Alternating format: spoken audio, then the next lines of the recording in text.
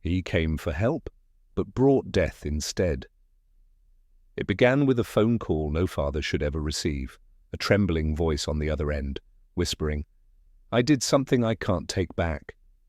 But in the quiet seaside town of Kingsmere-on-Sea, Sussex, a help came far too late.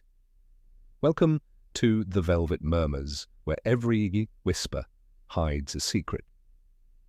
I am so glad you joined us for today's mystery. Before we begin, tell us in the comments where you are tuning in from. We love hearing from mystery lovers from all over the world. Chapter 1. A Father's Midnight Call. The night over Kingsmere-on-Sea was still and uneasy, one of those nights when even the sea seemed to hold its breath. A faint wind pressed against the tall windows of Beach House, carrying with it the sharp salt scent of the tide. Inside, Stephen Whitlow sat alone in his study, his spectacles glinting under the pale lamplight, as he read the same line of his newspaper for the 5th time without understanding a word. He had a feeling, a strange, crawling sense that something dreadful was about to happen. Perhaps it was the silence, or the way the clock ticked too loudly, marking each second like a warning. His wife, Candace, had gone up to bed hours ago, leaving him with his thoughts and the low hum of the old grandfather clock. Then, quite suddenly, the telephone rang. The shrill sound cut through the quiet like a knife. Stephen's heart gave a violent jolt. It was late, almost midnight, and no one sensible telephoned at such an hour. He hesitated only a moment before reaching for the receiver. "Whitlow Residence," he said cautiously. There was a pause. A soft, uneven breath came down the line. Then a voice, low and trembling. "Dad, it's me." Stephen froze. He knew that voice. He hadn't heard it properly in months, perhaps even years, but the tone was unmistakable, uncertain, pleading, with that same youthful defiance lingering at the edge. "Warren?" he said quietly. "Good Lord, is that you?" The voice came again, a little faster now. "Yes, it's me. I've done something I can't take back." For a moment, Stephen said nothing. His fingers tightened around the receiver. He felt the chill of the telephone cord against his wrist. "What are you talking about, son?" he asked, his tone slow and steady, though his heart began to thump heavily in his chest. "What have you done?" There was another pause, a longer one this time, filled with the faint crackle of the distant line. Then Warren's voice came again, strained and uneven. "There were 2 people," he whispered, and I did something I can't undo." Stephen rose from his chair so abruptly that it scraped against the wooden floor. "2 people?" he repeated, the words barely forming on his dry lips. "Warren, for heaven's sake, what are you saying?" But the young man on the other end was no longer answering clearly. He spoke in fragments, half-muttered sentences that made Stephen's blood run cold. The words blood, car, and help me surfaced between breaths, like the fading echoes of a nightmare. "Where are you?" Stephen demanded. "Tell me where you are right now." There was a rustle, then a faint laugh, hollow and strange. "I can't, Dad. You wouldn't understand. No one would. I need help." The line went dead. For a moment, the only sound in the room was the soft click of the disconnected receiver. Stephen stood there, staring at it as though it might speak again. His hand trembled slightly. Then he replaced the receiver, sank back into his chair, and buried his face in his hands. He remained like that for several minutes, utterly still, until the door behind him opened softly. Candace stood there, wrapped in her pale blue dressing gown, her hair loose around her shoulders. Her eyes were heavy with sleep, but sharp with worry. "Stephen," she said gently, "who was that on the telephone?" He looked up, his face pale and drawn. "It was Warren," he said hoarsely. Her hand flew to her mouth. "Oh, Stephen, again?" He nodded slowly. "Yes, but this time it's different. He said something dreadful. I think he's in serious trouble." Candace crossed the room swiftly, sitting beside him. Her hand found his, cold and tense. "What kind of trouble?" she asked in a trembling whisper. Stephen hesitated. How could he repeat those words aloud? "Two people. I can't take it back." They didn't sound like the wild talk of a drunk or the careless boasts of a foolish boy. They sounded final, like a confession. "I don't know," he said at last. But he sounded frightened and ashamed, perhaps, or desperate. Candace frowned, her eyes brimming with tears. "He's been lost for years, Stephen, you know that. But surely he hasn't—" Her voice broke before she could finish the thought. Stephen stood up again, walking toward the window. Outside, the moonlight lay coldly across the lawn, turning the hedges into jagged silhouettes. He remembered Warren as a child, clever, curious, full of restless energy. There had been laughter in those days before the temper began, before the fights, before the police, before the long silences. And now, here they were again, the parents of a stranger. Candace's voice came softly behind him. "What will you do?" He turned back, his expression firm, despite the tremor in his jaw. "I'll ring Inspector Harold Lytton in the morning," he said. "If Warren's done something wrong, God help him, then we must face it properly." Candace caught her breath. "You mean, tell the police?" "It may already be beyond us," Stephen replied gravely. "Whatever he's done, hiding it won't undo it." A faint noise interrupted them, a distant hum from outside, as though a car had passed along the empty coastal road. It faded almost instantly, leaving only the sigh of the wind through the trees. Candace rose, clutching her robe tightly. "You don't think he's nearby, do you?" Stephen didn't answer. But as he glanced toward the window again, he thought, just for a second, he saw the outline of someone standing by the gate. A tall figure, motionless in the half-light, watching the house. He blinked, and it was gone. "Probably nothing," he murmured, though his voice didn't sound certain. Candace went to the window, peering through the glass. "Stephen," she whispered, "lock the door." He smiled faintly, trying to reassure her, but the unease in his chest deepened. He crossed to the door and turned the key slowly, the click echoing unnaturally loud in the quiet room. They went upstairs together a few minutes later, neither speaking. But Stephen didn't sleep. He sat awake in the dim light of dawn, listening to the distant gulls cry over the sea and wondering whether his son would call again, or whether the next call would come from the police. Far away, in a small seaside village on the other side of Kingsmere Bay, a woman named Christine Melton was locking her front door, unaware that by morning she would be dead, and that Miss Marple, sipping her evening tea in St. Mary Mead, would soon be on her way to Kingsmere to visit an old friend, entirely unaware that a murderer's footsteps were already tracing her path. Chapter 2: A Stranger at the Blue Lantern. The next evening, the village of Gulhaven was alive with music and light. The Blue Lantern Inn, perched at the edge of the cobbled harbour, was crowded with laughter, piano notes, and the faint hum of a gramophone playing a lively waltz. It was a rare night when people forgot their worries. Fishermen, young clerks, and tired women from the spa all gathered under the amber glow of hanging lamps.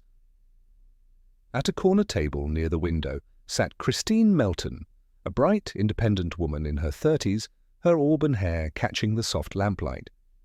She ran a small flower shop near the pier and was known for her wit and warm smile. Yet that night her laughter seemed slightly forced, the kind one uses to hide unease. Her friend Stephanie Pike, cheerful and outspoken, noticed it immediately. "You've been glancing at the door every few minutes," she teased. "Expecting someone?" Christine shook her head, smiling faintly. "No, just restless, I suppose. The shop's been quiet all week." Stephanie leaned closer. "Or perhaps you're still thinking about that awful man, the one from the spa, wasn't it?" Christine hesitated. "Melissa's friend, yes. I only met him once. Tall, dark hair, rather intense. Said his name was, I forget, something beginning with W. Before Stephanie could answer, the inn door swung open with a gust of cold sea air. Conversation dipped for a moment as a tall man stepped inside. He looked to be in his late 20s, broad-shouldered, clean-shaven, with an easy, careless charm. His coat was too fine for a man of the docks, yet his eyes carried a shadow, that glint of restless confidence that made people both drawn and wary. He scanned the room slowly, then smiled when his gaze met Christine's. Stephanie murmured under her breath, "Well, speak of the devil." The man crossed to the bar, exchanged a few casual words with the innkeeper, and then, as though by accident, approached their table. "Evening," he said pleasantly. "May I?" Christine hesitated for a heartbeat, but politeness, as always, won. "Of course," she said, gesturing toward the empty chair. He sat with practiced ease. "Name's Warren. Warren Rowe," he said, his tone light but rehearsed. "I've only just come down from Kingsmere-on-Sea, needed a change of air." His voice was calm, smooth, but there was a strange undercurrent to it, like a tune slightly off-key. Christine smiled politely. "You've chosen the right place," she said. "Gullhaven's quiet but rather lovely this time of year." Warren nodded, his eyes holding hers for a moment longer than was proper. "I can see that," he said softly. "You're local, I suppose?" "I am," she replied. "Christine Melton. This is my friend Stephanie." "Pleasure," he said with a faint, knowing smile. Stephanie, less easily charmed, raised an eyebrow. "And what brings you here, Mr. Rowe?" He gave a small laugh. "Oh, a bit of this and that. I travel for work. Nothing interesting. Thought I'd stay a few days." Christine noticed how smoothly he spoke, how easily he avoided giving real answers. His charm had a peculiar precision, like someone playing a role they'd rehearsed too well. Still, there was something magnetic about him, that mixture of danger and mystery that makes a person both fascinating and faintly frightening. As the evening went on, he ordered drinks, told light jokes, and seemed to draw the whole table into his rhythm. Yet every so often Christine caught something flicker across his face, a blankness, a fleeting coldness, as though the mask slipped for half a second. When the clock behind the bar struck 11, the music softened, and most of the villagers began to leave. The harbour wind had turned chill. Warren rose, pulling on his coat. "Allow me to walk you both home," he said, courteously. Stephanie shook her head at once. "No, thank you. We live in opposite directions, and we're quite used to the walk." Christine smiled politely. "That's kind, but truly—" But Warren's voice deepened, softer now. "It's no trouble at all, I insist." Something in his tone, not loud, but deliberate, made Christine hesitate. Against her better judgment, she nodded. "If you like," she said quietly. Stephanie frowned. "I'll take the long road then," she said pointedly and whispered, as she passed Christine. "Don't let him in, darling. He's too smooth by half." Outside, the night was heavy with mist. The cobblestones gleamed under the dim gaslights, and the distant sea murmured against the rocks. They walked together in silence for a while, his steps slow, measured, hers light, but cautious. "You're very quiet," Warren said at last. "I'm thinking," she replied simply. "About me?" he asked, smiling faintly. She glanced at him. "Should I be?" His eyes gleamed. "Perhaps not." They reached the turning for Rowan Cottage, her small white house set slightly back from the road, half hidden behind rose bushes and a low stone wall. The glow from the parlour window gave the garden a faint golden hue. "Well," she said politely, "thank you for the walk, Mr. Rowe." He stepped closer, his expression unreadable. "You've such a lovely home," he murmured. "It looks peaceful." "It is," she replied softly, a hint of unease tightening in her chest. "Good night." "Good night, Miss Melton," he said. But he didn't move. She turned toward the gate, and in that moment she felt him still standing behind her, utterly still. The mist swirled faintly around them. A second passed, then another. Finally he spoke again, low, distant, almost to himself. "You remind me of someone." She looked back. "Do I?" He smiled, but it was not the charming smile of before. It was slow, strange, empty of warmth. "Someone I should have left alone." And then, as quickly as it had come, the oddness vanished. He gave a courteous nod, turned away, and disappeared into the fog.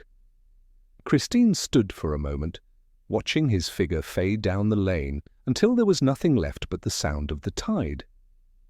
When she entered her cottage, she locked the door firmly and drew the curtains tight. Yet, even as she prepared for bed, her thoughts refused to quiet. There had been something in his eyes, that cold flicker of amusement, that left her skin crawling. Later, as she lay awake, she thought she heard footsteps outside on the gravel path. A slow, dragging sound, then silence. She told herself it was only the sea breeze stirring the roses. But she didn't sleep that night.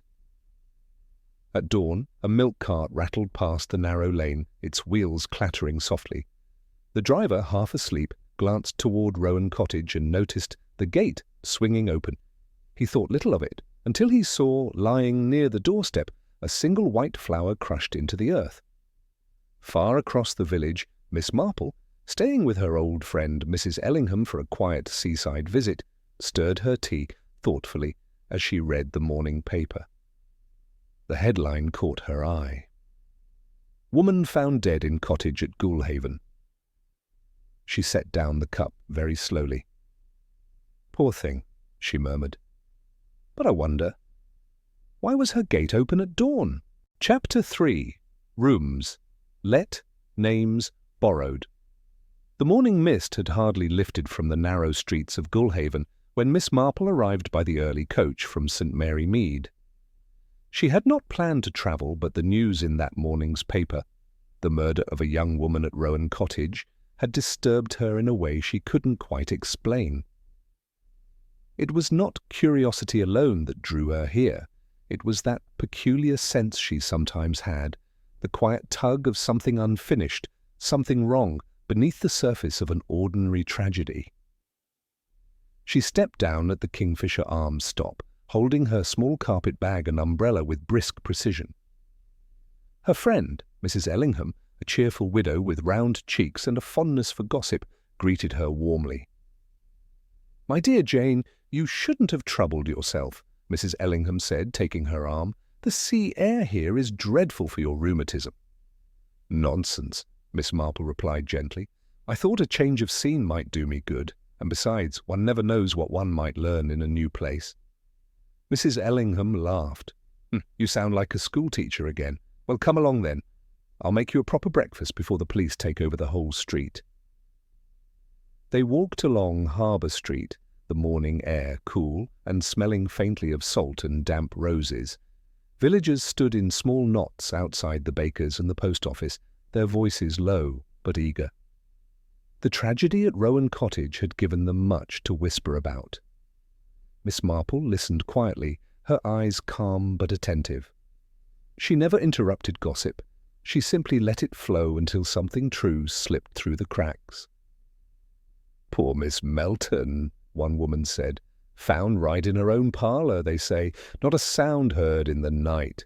"And her front gate open at dawn," added another. "Her friend Stephanie saw her with a stranger at the Blue Lantern. Tall man, dark hair, never seen him before." Miss Marple's expression didn't change, but her fingers tightened slightly on her umbrella handle. "A stranger," she murmured. "Those are dangerous creatures in quiet villages."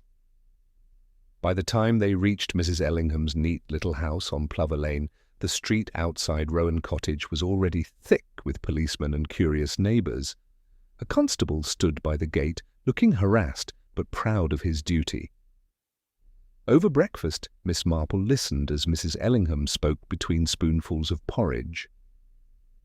"They say she was strangled. The doctor from Kingsmere came early this morning. No sign of forced entry, mind you. Terrible business. She was such a kind girl. Kept that flower shop by the pier, always cheerful, even when her fiancé left her last spring." Miss Marple stirred her tea thoughtfully. "No sign of forced entry, you say?" Then perhaps she knew her killer. Oh, certainly, Mrs. Ellingham agreed. Though there's talk of a man she met recently, someone new in the village. He took rooms at the Gullhaven guest house up near the inn. Used a different name, too, something common like Mr. Rowe or Ross. Miss Marple gave a faint smile. People who borrow names rarely borrow good intentions with them. When breakfast was done, she excused herself politely and took a slow walk through the heart of the village. She did not go directly to the crime scene. Miss Marple preferred to begin at the edges, where the truth first begins to whisper. The Gullhaven guest house stood above the harbour, a respectable white-fronted building with neat blue shutters and a row of geraniums on each sill. The sign in the window read, "Rooms let weekly or nightly." Inside, the parlour smelled faintly of lavender polish and old carpet. Behind the counter stood Mrs. Greeley, a tall, severe woman with a sensible apron and sharp eyes that missed very little. "Yes, madam?" she said crisply when Miss Marple entered. "I'm looking for a room," Miss Marple said pleasantly. "Only for a day or two. I'm visiting a friend." Mrs. Greeley's expression softened slightly. "Of course, we've a small room at the back. Quiet, if you don't mind the sound of the gulls." "I don't mind at all," Miss Marple replied, her eyes drifting to the register on the counter. It lay open, the last few entries written in hurried, masculine handwriting. "Such dreadful business last night," Mrs. Greeley continued, lowering her voice. "Poor Miss Melton. I saw her only yesterday morning buying flowers." "How very sad," Miss Marple murmured. "I heard a visitor was staying here who may have known her." Mrs. Greeley hesitated, glancing around before leaning in slightly. "Yes. A young man, name of Mr. Warren Rowe, came last week, paid cash, said he was an artist passing through, left yesterday evening, just before all this trouble. Funny sort. Polite enough, but there was something in his manner. Too confident, if you take my meaning." Miss Marple nodded gently. "Confidence without substance is often a disguise," Mrs. Greeley frowned. "He left in a hurry, didn't even collect his breakfast this morning, room still as he left it, except the key's gone." "How very curious," said Miss Marple softly. "Might I see the room, just for a moment?" The landlady hesitated, then shrugged. "Well, if you're quiet about it." They climbed the narrow staircase, the air faintly cool with the scent of sea and dust. Mrs. Greeley pushed open the door to a small front-facing room. The bed was unmade, sheets twisted as if the occupant had tossed through the night. On the dresser stood a half-empty bottle of whiskey, a burnt match, and a cheap silver lighter. A single glove, dark leather, men's size, lay on the windowsill. Miss Marple's eyes swept the room slowly, her gaze delicate but deliberate. "He was left-handed," she said at once. Mrs. Greeley looked startled. "How on earth can you tell?" "The glove," Miss Marple explained mildly. "It's the right hand that's missing, so the left was likely his working hand. Most people remove the less used glove first." Mrs. Greeley blinked. "Oh, I see. You've a sharp eye, madam." "I knit a great deal," Miss Marple said with a small smile. "One learns to notice which hand does what." As they stepped out of the room, Miss Marple noticed a small scrap of paper caught in the doorframe. She slipped it gently free with the tip of her umbrella. It was a torn piece of stationery, the faint printed heading still visible. "Montrose Spa, Harbour Street." Her expression did not change, but her heart gave a quiet thump. She had heard Mrs. Ellingham mention that name over breakfast, Melissa Montrose, the woman who owned the spa near the harbour. Miss Marple thanked Mrs. Greeley politely and left, walking thoughtfully back into the sunlight. The gulls wheeled overhead, their cries sharp and distant. Down by the pier, the shutters of Montrose Spa were half drawn. Through the glass, Miss Marple could see a young woman sitting alone at the counter, staring blankly at her hands. It was Melissa Montrose herself. Elegant, but pale, her eyes red from crying. Miss Marple hesitated only a moment before entering. The small bell above the door gave a soft, trembling chime. Melissa looked up, startled. "We're not open, I'm afraid." "I'm terribly sorry to intrude," said Miss Marple kindly. "I was passing by and thought perhaps you could help me. I'm looking for a man who may have visited here. Tall, dark, called himself Mr. Rowe." Melissa's face went utterly still. Her lips parted slightly, but no sound came for a moment. Then she whispered, "You mean Warren?" Miss Marple's eyes softened. So that was his real name. Melissa's hands trembled as she reached for the edge of the counter. "He told me he loved me," she said faintly. "But he lies the way other people breathe." There was silence. Deep, heavy silence. Outside, the sea broke faintly against the harbour wall. Miss Marple's voice was calm but clear. "My dear, did he ever borrow a car from you?" Melissa stared at her, then nodded, a single, helpless nod. Miss Marple lowered her eyes, her tone almost tender. "Then I fear he may have used it to drive somewhere he ought never to have gone." That evening, as the tide rose beneath the cliffs of Ghoulhaven, Inspector Harold Lytton stood in the lamplight outside Rowan Cottage, his notebook in hand. "Find anything useful, Miss Marple?" he asked, with his usual sceptical smile. Miss Marple looked toward the darkening sea. "Only this," she said softly. "That evil doesn't always come from strangers who enter our lives. Sometimes it returns disguised as someone who once asked for help." Chapter 4. Dawn at Rowan Cottage. The next morning broke pale and colourless over Ghoulhaven. A mist hung over the water like thin gauze, softening the outlines of boats and chimneys. From the slope above the harbour, Rowan Cottage looked peaceful again, the white paint gleaming faintly through the dew, roses leaning gently over the low wall. Only the thin strip of police tape across the gate betrayed the horror that had taken place inside.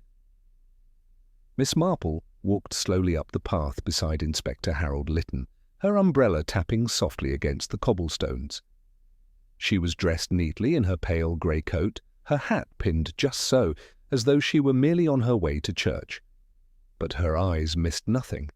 The angle of a footprint, the way a window latch hung loose, the faint dent in the grass beside the path.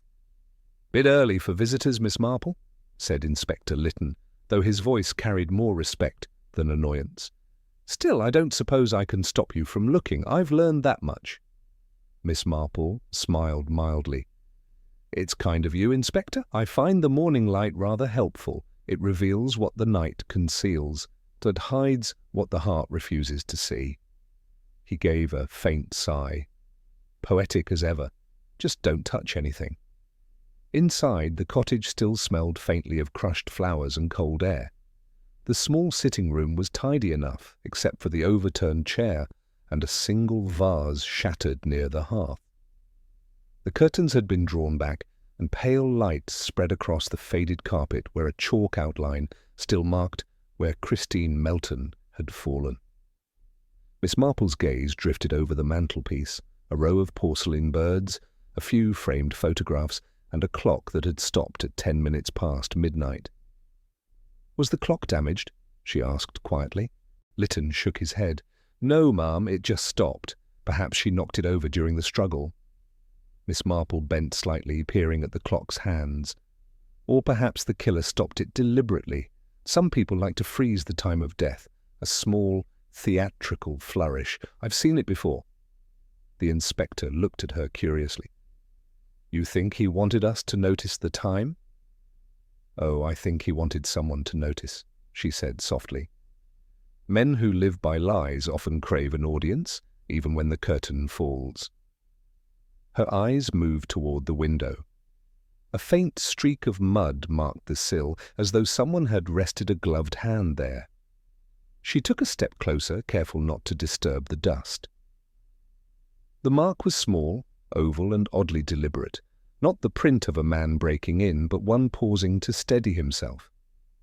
"Left hand," she murmured. Strong pressure. He watched her from outside before he entered. The inspector followed her gaze. "There's no sign he forced entry. The door was locked. From the inside." Miss Marple nodded. Yes, which means she let him in.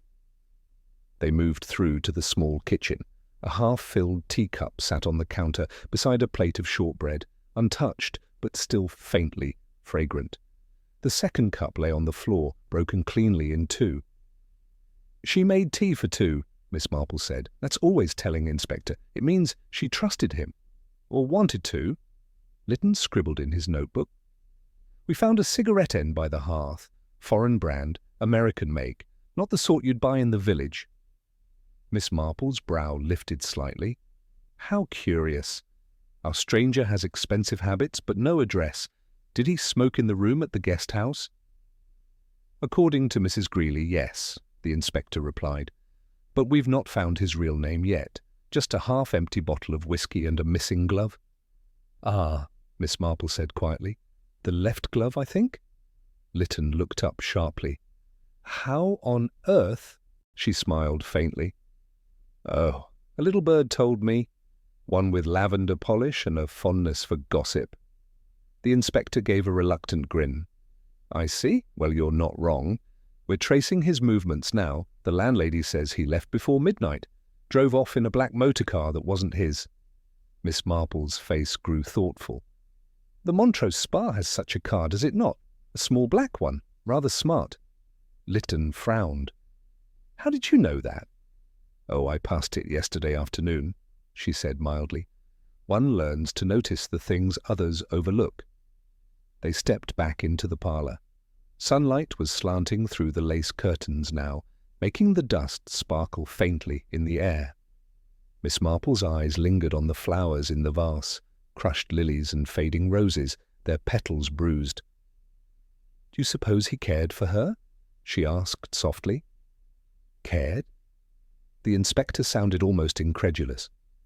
"He strangled her, Miss Marple." "Yes," she said gently. "But even cruelty can wear the disguise of affection. Some men mistake possession for love, and when the illusion breaks, they destroy the thing they cannot control." There was a quiet pause. Then Lytton shut his notebook with a snap.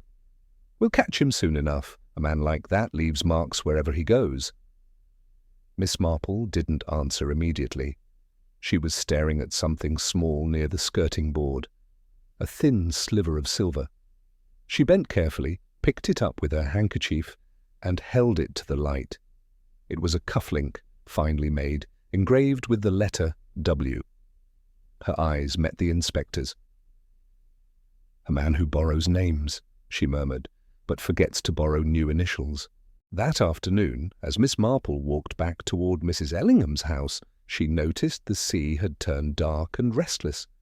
Gulls circled low over the pier, their cries sharp and mournful. She paused at the top of the lane, watching the fishermen haul in their nets, and thought quietly to herself that evil rarely arrives like a storm. It drifts in gently, like the tide, unnoticed until it's too late. When she reached home, Mrs. Ellingham was waiting by the window, face pale. "Oh, Jane. Thank heavens you're back.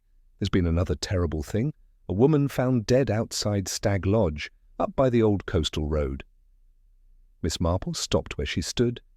The evening light caught her silver hair, making it gleam faintly like frost. "Another woman?" she asked quietly. "Yes," Mrs. Ellingham whispered. "They say it was Diane Reeves, the barmaid. They think it's the same man." Miss Marple set down her gloves very carefully. "Then," she said softly, "he's not finished asking for help, and he's only begun." Chapter 5. The Road to Stag Lodge. The day had turned grey and heavy over Gulhaven, the kind of day when clouds seem to hang too low, pressing upon rooftops and thoughts alike. The wind that swept along the harbour carried a faint metallic tang of rain, and with it came whispers of fear, of pity, of something dark still moving among them. Miss Marple arrived at Stag Lodge just after midday, escorted by Inspector Harold Lytton, whose face had grown visibly more lined since the first murder. The lodge stood on the edge of the coastal road, half hidden by tall elms and mist. Once a gentleman's club for the local gentry, it had long since fallen to neglect, its windows dusty, its sign faded, its gravel drive now scattered with weeds. A police car stood near the gate, its engine ticking faintly in the damp air. 2 constables waited by the roadside, their faces grim. "She was found there," said Lytton quietly, pointing toward the shallow ditch beside the drive. Miss Marple followed his gesture, a patch of disturbed earth, a broken heel, a few snapped branches, small signs of violence in an otherwise peaceful morning. She gazed at the spot for a long moment, her expression unreadable. "Diane Reeves," Lytton went on, "barmaid at the Blue Lantern, left work after 11 last night. Said she was walking home, but she never made it. A milk lorry driver found her body at dawn." Miss Marple's voice was soft but firm. "The same hand as before?"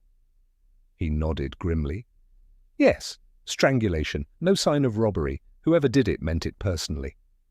She stepped closer to the roadside hedge, studying the ground with delicate care. A faint line of footprints ran along the soft earth, heavier impressions at the start, lighter near the end, as though the killer had slowed deliberately. She crouched a little, her umbrella serving as quiet support. "These prints," she murmured, "are close together, not hurried, a man in control of himself even after the act. That tells us something unpleasant." Lytton frowned. "You mean he enjoyed it?" "Not enjoyed," Miss Marple said calmly. "Savoured. There's a difference.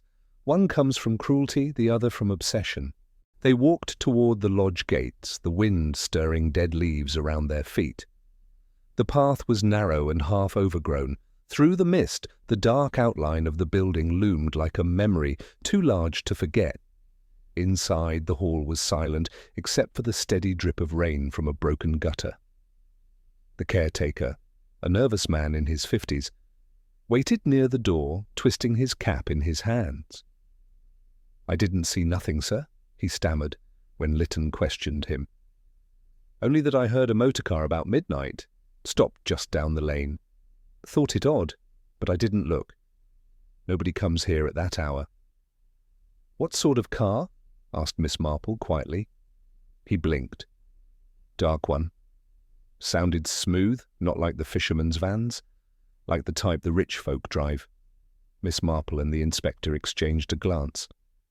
"The Montrose car," she said softly. Lytton nodded. "It's missing. Melissa Montrose reported it stolen this morning." Miss Marple tilted her head thoughtfully. "Stolen? Or borrowed without intention to return?" As they stepped back into the daylight, she saw something glinting faintly in the wet gravel near the gate. She stooped and lifted it carefully with her handkerchief. It was a small metal clasp, the sort used on women's handbags. "Miss Reeves's?" Lytton asked. "Perhaps," she said, "or perhaps someone else's. But it tells us there was a struggle, brief but close." He caught her by surprise, just as he did the first. She handed the clasp to the constable and began walking slowly down the road, her eyes moving from hedge to ground with quiet precision. The inspector followed. "You've a thought, Miss Marple. I can see it brewing." She smiled faintly. "Merely an observation, Inspector. Our killer drives, smokes American cigarettes, and wears monogrammed cufflinks. Such habits require money, or the illusion of it, and illusions, as we both know, are costly to maintain." They reached the bend in the road where the hedges thinned, revealing a clear view of the coastline below. The sea stretched vast and pewter-coloured, restless beneath the wind. Miss Marple paused there, gazing out, her hand resting lightly on her umbrella handle. "There's something in the pattern," she said softly. 2 women, both known for their kindness. One offered him company, the other comfort. He turned both into instruments of his guilt.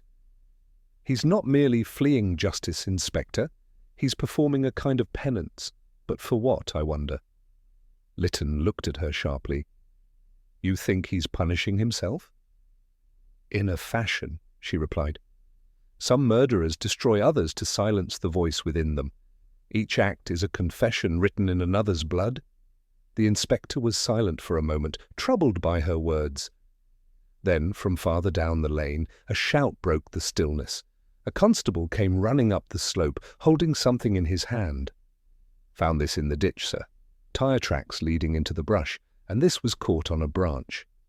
He handed over a torn scrap of fabric, dark, smooth, and faintly scented. Miss Marple took it gently. A trace of perfume lingered on the cloth, delicate, floral, and unmistakable. "Lavender," she murmured. "Melissa Montrose wears lavender." Lytton's brows drew together.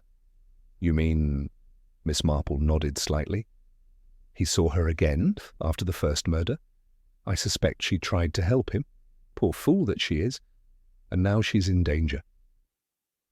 That evening, the rain came down in earnest, washing the streets clean of dust, but not of fear. Miss Marple sat by Mrs. Ellingham's hearth, knitting in slow, thoughtful silence, while the wireless murmured low news from London. "She's missing," Mrs. Ellingham said suddenly, looking up from her newspaper. "Melissa Montrose. They can't find her. Her shop's closed. Her room's locked." Miss Marple's needles stopped mid-stitch. "Ah," she said softly. "Then the tide has turned again." She set her knitting aside, stood, and reached for her coat. "Where are you going?" Mrs. Ellingham asked, alarmed.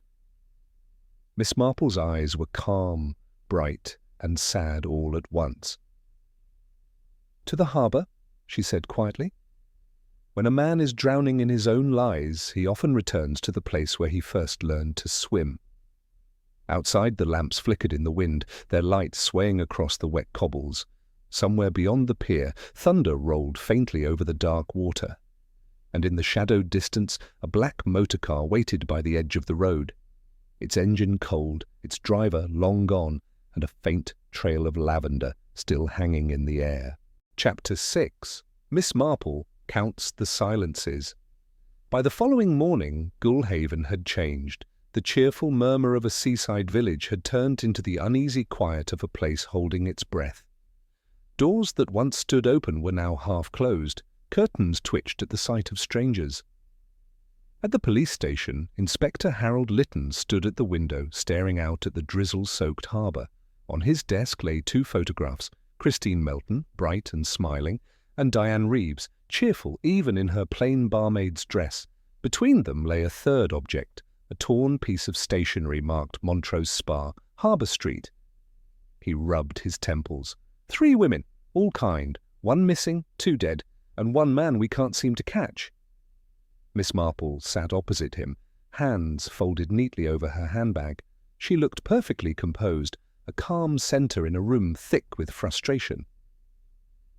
"He'll make a mistake soon," Lytton muttered. Miss Marple shook her head slightly. "He already has, Inspector, but you're listening for noise when you should be listening for silence." The inspector frowned. "Silence?" She smiled faintly. "Yes. Every lie has its silence, the detail left unspoken, the question no one dares to ask." Before he could reply, a constable entered with a report. "Sir, the missing car's been found, abandoned on the cliff road near Kingsmere, engine cold, no sign of anyone nearby." Lytton straightened at once. "Kingsmere? That's his home ground." Miss Marple's eyes sharpened. "Indeed, the Whitlow family live there, do they not? Beach house on the rise above the bay?" "Yes," the inspector said. "Stephen Whitlow, a retired solicitor. Respectable family." "Why?" She hesitated, then spoke softly. "Because, Inspector, I believe our murderer may be their son." Lytton stared at her. "Their son? Good heavens! Warren Whitlow?" "Precisely," she replied gently. "He has used the name Rowe, but he is a Whitlow by birth, or adoption. He telephoned his father the night of the first murder. Mr. Whitlow didn't tell you, did he?" The inspector's face reddened. "No, he did not. Are you certain?" "Quite," said Miss Marple. "I know the tone of a guilty father. He's protecting what's left of his conscience." She rose, adjusting her gloves with quiet care. "If you wish to find your man, Inspector, we must go to Kingsmere and speak to those who gave him his name." The journey along the coastal road was long and silent. Rain streaked the windows, blurring the hedgerows into grey smudges. Beach House appeared through the mist, like a memory, large, square, and dignified, its windows gleaming faintly behind ivy. Stephen Whitlow opened the door himself. His face, pale and lined, betrayed a night of little sleep. His wife Candice, elegant even in sorrow, stood behind him, clutching a folded handkerchief. "Inspector," Stephen said quietly, "I suppose you're here about Warren." Lytton stepped forward. "You know where he is?" "No," the man replied wearily, "but I feared this visit would come." Miss Marple stepped in gently. "Mr. Whitlow, your son telephoned you the night Miss Melton was killed. He said he'd done something dreadful." He looked at her sharply, then at the inspector. His voice dropped. "He did call?" He sounded frightened, lost. "I thought he'd only been drinking again." Candice gave a faint sob. "We've tried to help him. Truly we have. But he's been different these past years. Angry, secretive, always leaving home, changing names, chasing women who reminded him of someone." "Someone?" Miss Marple repeated softly. Candice hesitated, then whispered, "His real mother." A long silence followed. Even the rain outside seemed to pause. Miss Marple's eyes softened. "Ah," she said quietly. "That explains a great deal." Stephen nodded grimly. "She was a woman he never met, a girl who died before we adopted him. He found out her name some years ago and he became obsessed. He said she'd been abandoned, betrayed. I thought it was just idle talk." "Obsession," Miss Marple murmured, "often chooses the gentlest faces to disguise itself." The inspector cleared his throat. "Mr. Whitlow, your son has killed 2 women. We believe he's taken a third. Melissa Montrose." Candice gasped. "No, not again." Miss Marple turned to her kindly. "Did Warren ever speak of Miss Montrose?" Candice hesitated. "Once. He said she was different, that she saw him for who he really was. He'd been staying near her spa these past weeks." Miss Marple nodded slowly. "And now she's missing. The pattern repeats, but the end will be different. He's no longer killing to silence guilt. He's searching for redemption in the only way he understands." Lytton frowned. "Which is?" "Confession," Miss Marple said simply. "Through punishment." That evening, back in Gulhaven, the wind howled through the chimneys. The police were searching the cliffs near Kingsmere Bay, combing through gorse and shadow. But Miss Marple chose a quieter path. She walked to the edge of the pier, her small frame wrapped in her shawl, the sea spray catching her hair. Below, the tide whispered against the rocks. In the dimness beyond the lamps, she saw the faint outline of a man standing by the railing. He was tall, motionless, his coat dark and wet from the rain. His head was bowed. Miss Marple stopped a few feet away. "Mr. Whitlow," she said softly. He turned slowly. His eyes were hollow, rimmed with exhaustion. "You shouldn't be here," he said, his voice hoarse. "I go where truth hides," she replied.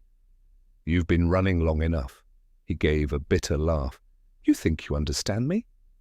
"No," said Miss Marple calmly, "but I understand human sorrow. You wanted help and the world gave you pity instead. You wanted love, and you found only mirrors of your own despair. But killing won't rewrite the past." His hands trembled slightly as he looked toward the sea. "She lied to me. They all did. Christine, Diane, Melissa. They promised to stay, then turned away, just like she did." "Your mother?" He nodded slowly. "She left before I was born. My father told me she died, but she didn't. She lived and forgot me. Every woman I met carried her shadow." Miss Marple's voice was steady. "And now Melissa carries it most of all." He stared at her. "She's not dead." Miss Marple's heart gave a slow, careful thump. "Where is she, Warren?" He glanced toward the cliffs, eyes distant, as if hearing a voice beyond the wind. "Somewhere quiet," he said faintly, "where no one can hurt her anymore." "Then take me there," Miss Marple said firmly. "It's time to end this. Later, as dawn began to lighten the horizon, the police arrived at the old boathouse beneath Kingsmere Cliff. There, beneath the dripping beams and broken nets, they found Melissa Montrose, alive, though weak and trembling, wrapped in a woolen coat. She clung to Miss Marple's hand, sobbing uncontrollably. "He said he wanted to protect me," she whispered. "He kept talking about his mother, about forgiveness." Inspector Lytton looked out at the pale sky. "And where's Whitlow now?" Miss Marple turned toward the open sea. The waves rolled quietly, endlessly. "He's gone," she said softly. "A man who came for help and never learned what it meant." That morning, as the gulls cried over the empty beach, Miss Marple stood beside the police car, the wind tugging gently at her scarf. "Strange, isn't it?" said Lytton quietly. "How men like him can do such monstrous things and still talk about love."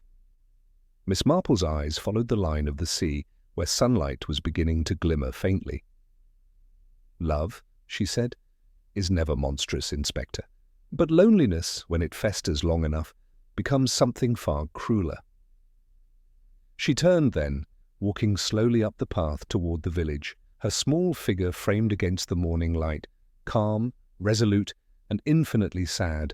Chapter 7. The House. No one was in. The morning sun crept gently over Kingsmere-on-Sea, casting thin, watery light across the empty lawns of Beach House. A hush hung over the place, not the peace of rest, but the silence that lingers after a storm has passed. Miss Marple stood at the edge of the drive beside Inspector Harold Lytton, both of them gazing at the grand grey house that had once been called respectable. The ivy moved slightly in the breeze, whispering along the walls like a voice too faint to understand. Inside, everything was perfectly neat. Too neat, in fact. The carpets were brushed, the clocks wound, the curtains drawn just enough to let in light, but not warmth. It was a house that wanted to seem alive, yet everything about it felt faintly artificial. Miss Marple paused in the hall, her eyes resting on a portrait, a young woman, serene and smiling, painted many years before. "Who is she?" she asked softly. Mrs. Candace Whitlow, pale but composed, answered in a trembling voice, "That was Lydia, Warren's real mother." Miss Marple's gaze lingered. The woman in the portrait had kind eyes but a haunted expression, as though she were already fading from her own life. "Pretty," she said gently, "and sad." Stephen Whitlow stood nearby, his hands clasped tightly behind his back. His voice, when he spoke, was slow and heavy. "She was a friend of ours long ago, before Candace and I married." Miss Marple turned toward him.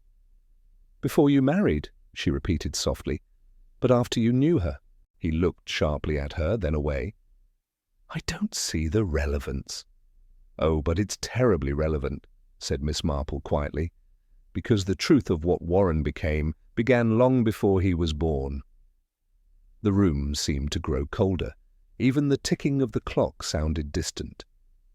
She walked slowly toward the side table, where a pile of letters lay tied with faded blue ribbon. "You've kept her things," she said, "and you've kept her silence too." Stephen's shoulders stiffened. "I did what I thought was best." "Best for whom?" Miss Marple asked softly. "For Warren, or for you?" For a moment no one spoke. Then Candace, her voice breaking, whispered, "He told me years ago about Lydia, that she had fallen ill, that she couldn't care for her child. But I saw the letters, Jane. They were full of love, desperate, confused love. She wanted her baby. She begged him not to take the boy away." Miss Marple nodded slowly. "And yet he did." Stephen's voice came harshly. "She was unstable. She'd have ruined him. And the child, I gave that boy a home, an education, a decent name." "But never the truth," Miss Marple said gently. "And he always knew, didn't he? Children often do. He felt the lie before he understood it." Stephen turned away, his face pale as paper. "He found her photograph when he was 16. I told him it was nothing, but from that day he changed. He stopped trusting me. Stopped trusting everyone." Miss Marple's tone softened, though her words remained firm. "You see, Mr. Whitlow, you tried to erase a woman's love and created in her place a ghost that haunted your son. Every kind woman he met reminded him of what he'd lost, and every rejection reopened the wound. Christine, Diane, Melissa. Each one carried a trace of that missing mother he could neither forgive nor forget." Candace covered her face with her hands. "Oh, Stevenson, what have we done?" Miss Marple walked to the window and looked out toward the cliffs, where the sea glimmered faintly through morning haze. "You mustn't think of it only as punishment," she said softly. "It is also a kind of justice. Warren's crimes were monstrous, yes, but they were born from silence. And that silence was yours." Lytton, who had been standing quietly, cleared his throat. "We've confirmed it, sir. The car was registered in Melissa Montrose's name. Whitlow took it the night before the second murder. He wrote to her later, left the note in the glove compartment. It's a confession." Stephen's head snapped up. "A confession?" Stephen's head snapped up. "A confession?" "Yes," said Lytton grimly. "We found it this morning, washed half away by the rain." He handed over a damp piece of folded paper. Miss Marple took it delicately, reading aloud in a calm, steady voice. "I loved them because they were kind. I killed them because they were kind. I never learned how to be forgiven because I never knew what forgiveness was." Silence fell again. The words hung in the air, fragile as smoke. Miss Marple folded the paper neatly and placed it on the mantelpiece. "He wrote that not for the police," she said softly, "but for you, Mr. Whitlow, the man who taught him silence instead of truth." Stephen sank into a chair, his face buried in his hands. Candace stood beside him, one trembling hand on his shoulder. Miss Marple looked at them both, her expression grave but kind. "You see," she said gently, "this house was never empty, even when it seemed so. It was full of secrets, of guilt, and of a love that was never spoken.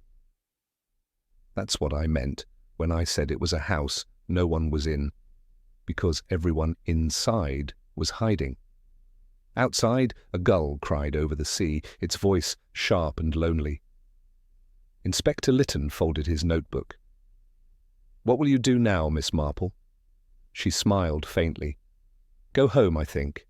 Evil often begins in small things. A lie, a silence, a kindness withheld. But goodness begins the same way. Someone must be around to notice it." As she stepped out into the morning light, the first warmth of the sun broke through the clouds, turning the damp grass to silver. Behind her, Beach House stood quiet and still, a monument to everything unspoken. Miss Marple paused at the gate, looking back one last time. "Poor Warren," she murmured. "He came for help, but found only ghosts."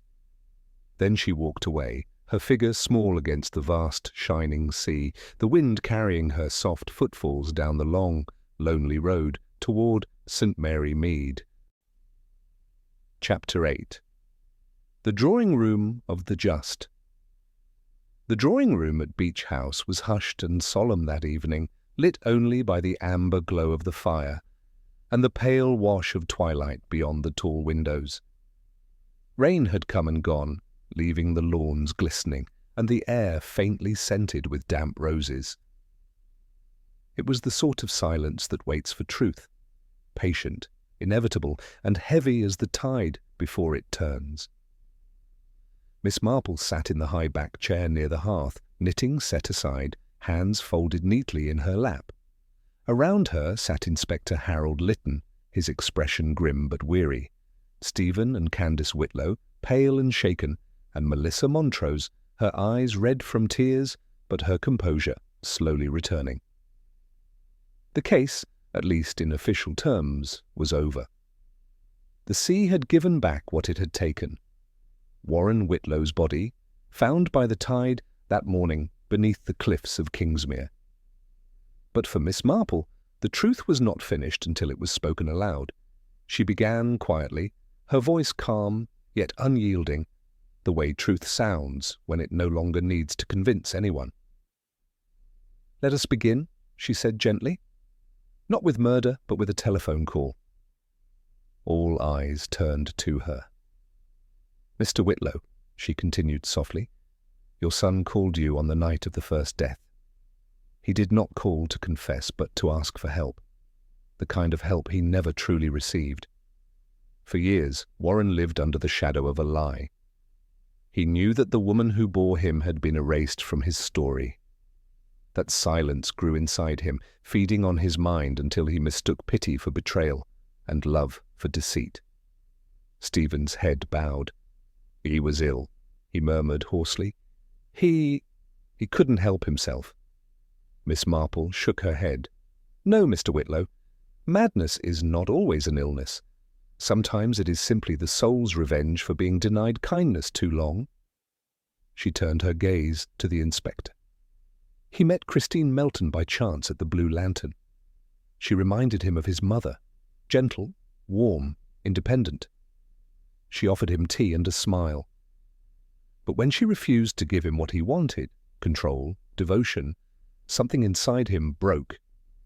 He killed her in the belief that if he silenced her, the pain would stop. Melissa shuddered. "Afterwards," Miss Marple went on quietly, "he wandered the village in despair. He found comfort with Diane Reeves, another kind woman, who listened without judgment. For a few hours, she made him feel human again. And then the same rage returned, not against her, but against himself. When she tried to leave, he strangled her too." Candace pressed a hand to her mouth. Stephen's shoulders trembled. "The second killing," said Miss Marple, "was not cruelty. It was compulsion, a punishment he could not stop giving himself."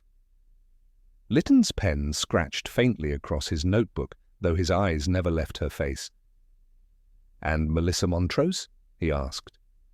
Miss Marple's expression softened. "Ah, yes, Miss Montrose. She loved him, or thought she did. When he came to her after the murders, soaked, wild-eyed and trembling, she saw not a monster but a broken man. She gave him her car, her trust, her pity, the same gift that doomed the others. But instead of killing her, he hid her away in that boathouse. He wanted to save her, perhaps the only woman he truly wished to save, because in saving her he imagined he could save his mother's memory and his own soul." Melissa began to cry softly, her tears falling soundlessly. Miss Marple's tone was steady but not cold. "When I spoke to him by the pier that night, he already knew it was over. He'd chosen the sea long before we found him. He said he wanted forgiveness, but forgiveness, you see, is not a thing one can demand. It must be earned by truth, not tears." The fire crackled softly. A long moment passed before anyone spoke.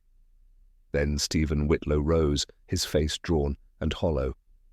"Miss Marple," he said, in a voice barely above a whisper, "what should I do now?" She regarded him kindly, though there was steel behind the gentleness. "Tell the truth, Mr. Whitlow, about your son, about the woman he came from. Let the world see the whole story, not just the respectable half. If you do that, perhaps you'll give peace to a soul that never had it, and perhaps in time to yourself." Candace reached for her husband's hand, and for the first time in many years he didn't pull away. The inspector closed his notebook. "And you, Miss Marple," he said quietly, "will you write this one in your diary too?" She smiled faintly, her eyes catching the firelight. "No, Inspector. I shall simply remember it, as one remembers a face glimpsed at dusk or a cry heard on the wind. Some stories are not for record, but for understanding." Melissa lifted her tear-stained face. "You believe he wanted to be forgiven?" she asked softly. Miss Marple rose slowly, smoothing her skirt. "Oh, my dear, I believe he already was." In the moment he stopped running. The sea took him gently, as it takes those who've suffered long enough.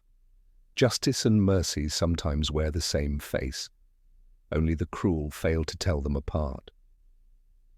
Outside, The evening had deepened into that exquisite stillness just before night, when the world seems to hold its breath between darkness and peace.